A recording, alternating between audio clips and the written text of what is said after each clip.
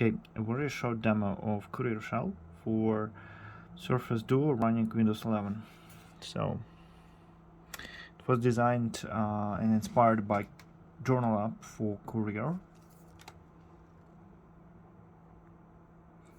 You can scroll through it like you would on a real paper. Pretty easy. You can draw on it.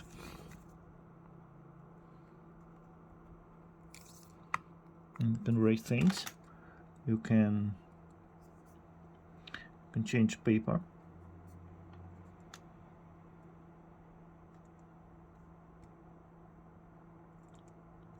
This way.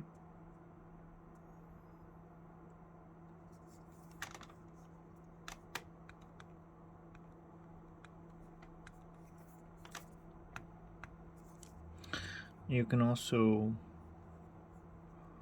rename it.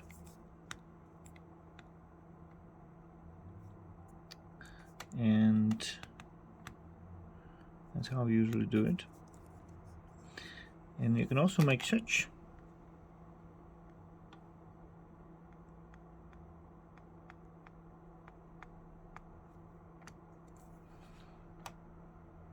And when you do search,